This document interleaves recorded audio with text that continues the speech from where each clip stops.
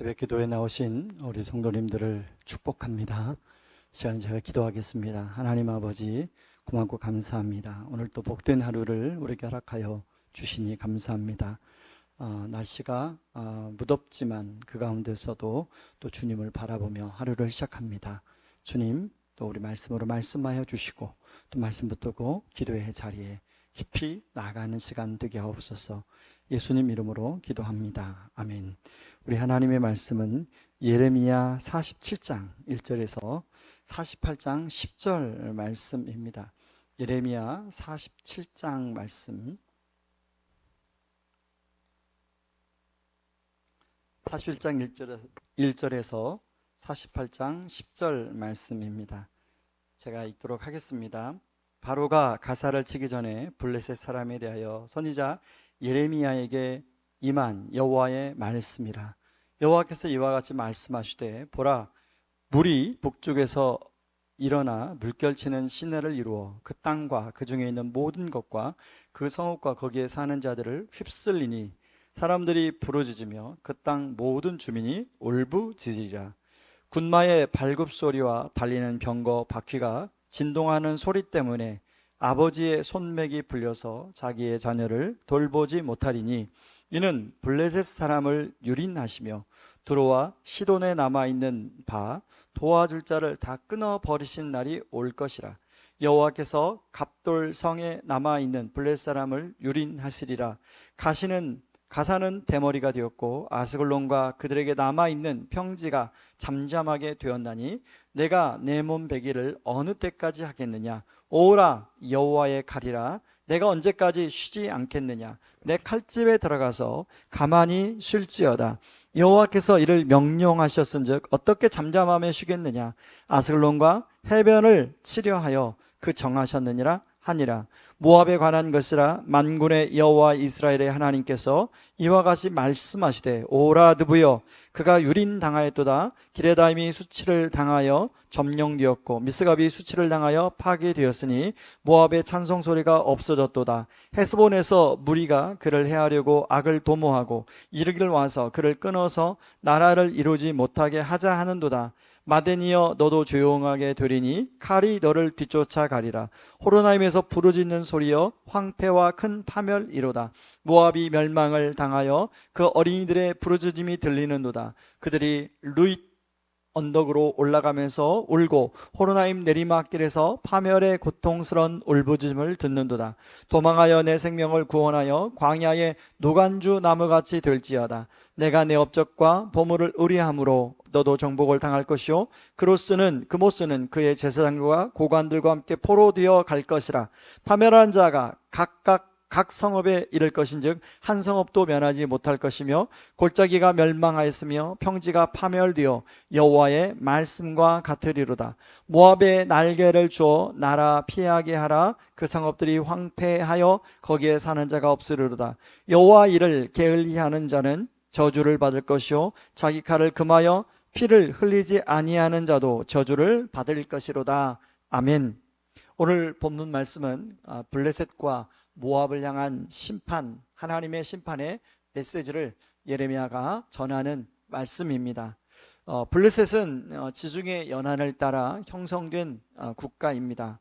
해안가, 바닷가에 위치하다 보니까 예적부터 무역이 활발했고 먹고 사는 것이 풍부했습니다. 당연히 경제력과 군사력이 막강했습니다. 그리고 이러한 것들을 보장해 주는 것이 자기들이 섬기는 신의 축복으로 여겼습니다. 그래서 내륙 지역에 사는 이스라엘을 호시탐탐 침략하고 괴롭혔습니다. 사사시대와 왕정시대의 블레셋은 이스라엘을 자주 침략하는 내용이 나오는데요, 하나님은 이들을 가만히 내려둘 뿐이 아니죠. 하나님은 이런 블레셋을 향하여 여호와의 칼인 바벨론을 통해 심판하겠다고 선포합니다. 블레셋 사람들이 자랑하던 블레셋 중심 도시들은 바벨론의 군인들에게 철저히 유린당하게 될 것이라고 말합니다. 모압 역시 이스라엘을 괴롭히던 민족이었습니다. 블레셋이 이스라엘의 서쪽에 위치한 나라였다면 이 모압은 바로 이스라엘의 오른편 요단강 동편에 위치한 나라였습니다. 모압 역시 호시탐탐 이스라엘 공격하여 어려움을 주었는데요. 대표적인 예가 여호사밧 왕 때 이스라엘을 공격한 내용이 성경에 나옵니다. 특별히 오늘 본문에 7절에 나온 것처럼 모압은 요단강 동편에 있어서 자신들의 나름대로 경험과 업적을 바탕으로 군사적 힘과 특히 보물이라고 표현 경제적인 어떤 부유한 것들을 가지고 이스라엘을 괴롭혔습니다. 그들은 그모스라는 신을 섬겼는데요, 그 그모스 신이 나라를 지켜주고 자기들을 잘 살게 해준다고 믿었습니다. 그리고 그것 때문에 영적으로 교만했죠. 하나님은 이런 모압 역시 바벨론을 통하여 심판할 것을 선언하십니다. 오늘 말씀이 이런 내용인데요, 저는 오늘 말씀을 통해서 두 가지만 여러분과 생각해 보려고 합니다. 첫 번째는 우리는 하나님을 두려워하며 살아가는가 하는 것입니다. 예레미야를 통해서 계속 말하는 것은 인간들이 역사의 무대에서, 그리고 강대국들이 역사의 무대에서 살아가지만 그 역사를 주관하시는 분은 하나님이라는 것을 계속 우리에게 말씀하고 있습니다. 하나님은 나라를 세우기도 하시고 나라를 심판하여 흩어버리기도 하시는 분으로 나옵니다. 특히 예레미야 후반부에는 이스라엘만 아니라 여러 나라에 대한 무서운 심판에 대한 메시지가 나오죠. 이 말은 심판은 예외가 없음을 보여줍니다. 그렇다면 그때만 그런가? 여러분, 하나님은 두 가지 속성을 가지고 있습니다. 바로 하나는 심판하시는 하나님, 그럼에도 불구하고 또 세상을 사랑하시는 하나님. 그러나 우리는 자주 한쪽으로 치우쳐 하나님을 생각할 때가 있습니다. 어떤 사람은 하나님을 두려운 분으로, 그런가 하면 어떤 사람은 하나님이 사랑이 많고 인자한 분으로 생각합니다. 예전에 율법적으로 신앙교육을 받을 때는 하나님을 두려운 분으로 많이 생각했습니다. 저 역시도 어머니에게 신앙교육을 받을 때 하나님이 무섭고 두려웠습니다. 그래서 어떤 행동을 할 때 하나님을 생각하면 행동에 제약을 받았던 것이 사실입니다. 요즘 많은 사람은 후자를 더 많이 생각하는 것 같습니다. 왜냐하면 지금은 포스트 모더니즘의 영향으로 개인주의적인 자유를 추구하는 시대 문화이기 때문입니다. 그래서 사람들은 공의 하나님보다는 사랑의 하나님에 치우쳐 생각합니다. 그렇다 보니 하나님을 두려워하지 않습니다. 사실 우리가 건강한 신앙생활을 하기 위해서는 두 가지 속성의 균형을 가지고 하나님을 이해하는 것이 필요합니다. 공의의 하나님과 사랑의 하나님 둘 다 필요하죠. 이런 측면에서 우리는 하나님을 두려워하며 살아가는가 하는 것입니다. 이스라엘을 심판하시는 하나님은 블레셋과 모압을 심판하겠다고 말씀하시는데요, 왜냐하면 이들이 우상을 섬기고 죄 가운데 살아갔기 때문입니다. 이런 측면에서 사실 우리도 죄 가운데 살아가고 우리도 나름대로 내가 원하는 우상을 섬기며 살아가죠. 그렇다면 우리는 그런 심판의 예외인가? 우리는 심판을 받지 않는가? 이런 생각을 해볼 수 있습니다. 로마 3장에서는 다음과 같이 말씀합니다. 9절, 10절, 11절, 12절 말씀을 제가 읽겠습니다.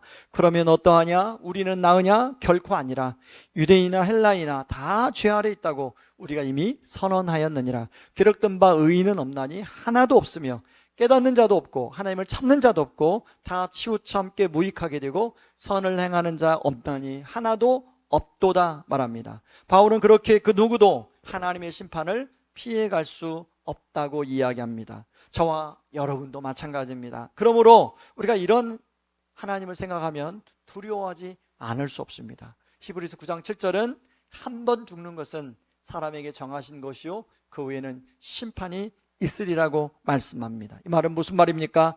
오늘 본문에 나오는 블레셋이나 모압 사람들이나 그 사람들만 심판받는 것이 아니라 바로 우리도, 저와 여러분도 심판을 받게 된다는 것입니다. 그렇죠. 공의의 하나님이라면 사람의 행함에 따라 심판하셔야 합니다. 그래야 정의가 살아있는 하나님이죠. 그런데 문제는 우리가 생각하는 그 나쁜 사람만 심판받는 것이 아니라 바로 우리도 심판받는다는 것입니다. 여기까지만 생각하면 마치 지옥 드라마에 나오는 사람들처럼 예수님의 재림은 사람들이 그야말로 공포 그 자체일 것입니다. 실제로 그렇게 계시록 말씀을 가르치는 이상한 곳이 많이 있습니다. 그렇다 보니 사람들이 예수님의 재림을 더 이상 기다리지 않죠. 심판을 받는데 누가 좋아하고 누가 기다리겠습니까? 그러므로 여러분, 우리가 두 번째를 꼭 생각해야 됩니다. 우리 대신하여 심판을 받으신 분이 있다는 것입니다. 이런 심판을 두려워하는 우리를 위하여 하나님은 당신의 아들을 심판의 자리에 세우셨습니다.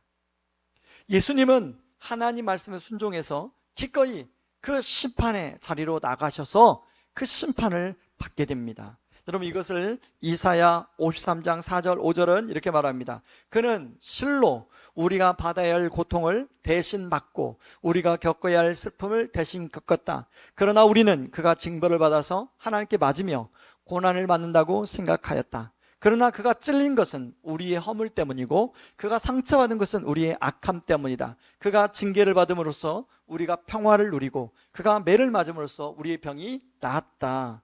이렇게 예수님이 우리 대신 십자가에서 하나님의 진노의 불칼을 대신 맞으심으로 우리에게는 심판이 아닌 구원이 허락된 것입니다. 그것도 단순한 구원이 아니라 하나님의 자녀가 되는 특권을 누리게 된 것이죠. 요한복음 1장 12절에 보면 이렇게 나옵니다. 그러나 그를 맞아들인 사람들, 곧 그 이름을 믿는 사람들에게는 하나님의 자녀가 되는 특권을 주셨다. 여러분, 개역 개정은 자녀가 되는 권세라고 표현하고 있는데, 이 권세라고 하는 번역된 단어는 엑수시아란 말로 뭔 말을 할 수 있는 권리를 말합니다. 그러니까 특권이 맞는 것이죠. 예를 들면 에버랜드에 가서 프리패스를 끊으면 모든 것을 마음대로 즐길 수 있는 특권이 주어지겠죠. 바로 이 단어가 이 단어입니다. 세번성교에서는 바로 이 권세를 특권이라고 번역했죠. 그러므로 예수님을 인하여 부모 없는 고아처럼 살아갈 우리가 하나님이 아버지가 되어주심으로, 예수님 때문에 하나님이 아버지가 되어주심으로 우리는 하나님의 자녀가 된 특권을 누리게 된 것입니다. 그러니 얼마나 놀랍고 기쁜 소식인가요? 그래서 복음은 기쁜 소식이라고 이야기합니다. 전쟁에서 승리한 소식을 말씀해 주는 것에서 그 단어가 왔죠. 가스펠. 이런 면에서 예레미야가 저는 얼마나 힘들었을까를 생각해 봅니다. 기쁜 소식이 아니라 슬픈 소식을 전하니 말입니다.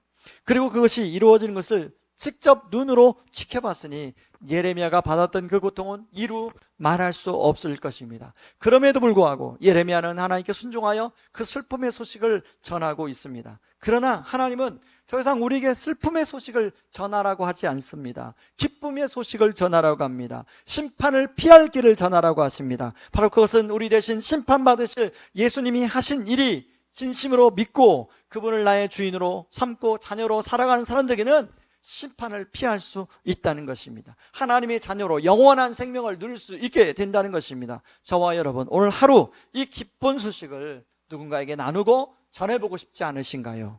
그런 은혜가 있기를 바랍니다. 이 시간에 이 말씀 들고 같이 기도하기를 원합니다. 두 가지 기도할 때 하나님, 제가 하나님이 두 가지 성품, 하나는 공의 하나님, 사랑의 하나님의 그 균형 있는 성품으로 하나님을 이해하게 도와주옵소서.